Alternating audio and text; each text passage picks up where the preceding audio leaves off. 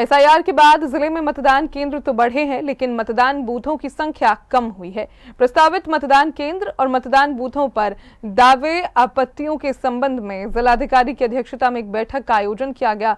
जिलाधिकारी कार्यालय में हुई इस बैठक में मान्यता प्राप्त राजनीतिक दलों के प्रतिनिधियों के साथ ही जनप्रतिनिधि भी शामिल हुए, जिन्होंने बूथ संभाजन पर अपने सुझाव और आपत्तियां जिला प्रशासन के समक्ष दर्ज कराईं।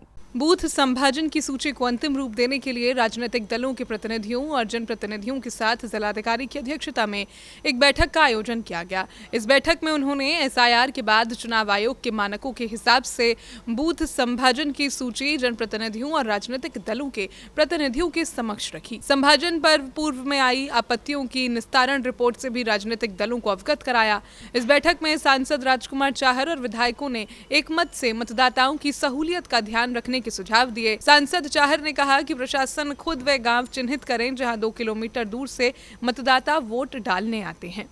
देखिए, विधानसभा के चुनावों की जो एक तैयारी की प्रक्रिया रहती है, उसमें निर्वाचन आयोग के द्वारा कहाँ मतदान केंद्र रहे, कहाँ मतदान केंद्र नहीं रहे, बिल्डिंग कैसी है, बिल्डिंग अच्छी है, केंद्र रहना है, 2 किलोमीटर से अधिक तो नहीं है दूरी, और मल्टी स्टोरी बिल्डिंग में उनको वहीं सुविधा मिल जाए, तो ऐसे करके एक प्रक्रिया है। उसमें आज सभी माननीय जनप्रतिनिधि, सभी राजनीतिक दल और निर्वाचन अधिकारी, जिलाधिकारी के साथ एक बैठक थी।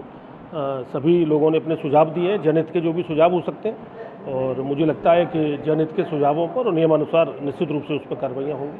बसपा के प्रतिनिधि के रूप में इस बैठक में मौजूद जिलाध्यक्ष मनीष कमल और संदीप मुखरिया ने मल्टी स्टोरीज के मतदान बूथ नजदीक स्कूल कॉलेजों में बनाने की मांग रखी, जिस पर जनप्रतिनिधि एकमत नहीं हुए। उनका कहना था कि मतदाताओं को मतदान के दौरान जितनी सहूलियत मिले उसमें कोई रोड़ा नहीं अटके। जिलाधिकारी ने बैठक में मौजूद उप जिला निर्वाचन अधिकारी एडीएम सिटी यमुनाधर चौहान को सभी आपत्तियों का निस्तारण 18 तारीख से पूर्ण करने के लिए निर्देशित किया।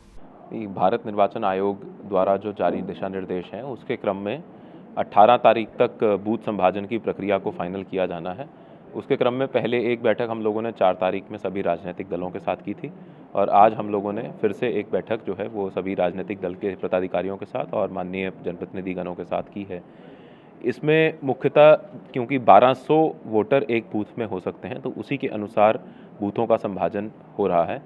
और अगर कहीं पर कोई बूथ ऐसी जगह पे बना हुआ है जहाँ पे किसी वोटर को लंबा डिस्टेंस कवर करना पड़ता है, 2 किलोमीटर से ज़्यादा उसको चलना पड़ता है, तो ऐसी जगहों पे नए बूथ बनाए जाएं।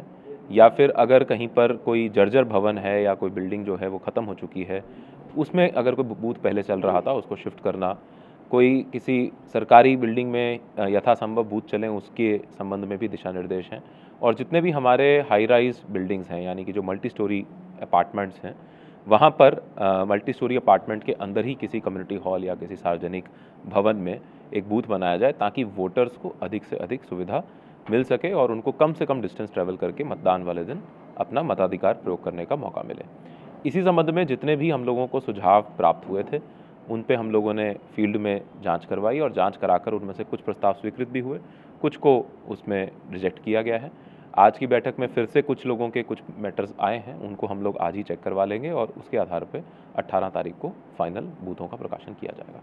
आपको बता दें कि मतदाता सूची के स्पेशल इंसेंटिव रिवीजन के बाद चुनाव आयोग ने प्रति बूथ 1200 मतदाता एक बूथ पर होंगे। ये सभी मतदाता 200 मीटर की परिधि में होना आवश्यक है। बूथ रेशनलाइजेशन के बाद जिले में 10 मतदान केंद्र बढ़े हैं, जबकि 83 मतदान बूथ कम हुए हैं। जिले में कुल 1739 मतदान केंद्र हैं, जबकि 3949 मतदान बूथ हैं। सी न्यूज़ के लिए विजय बघेल की रिपोर्ट।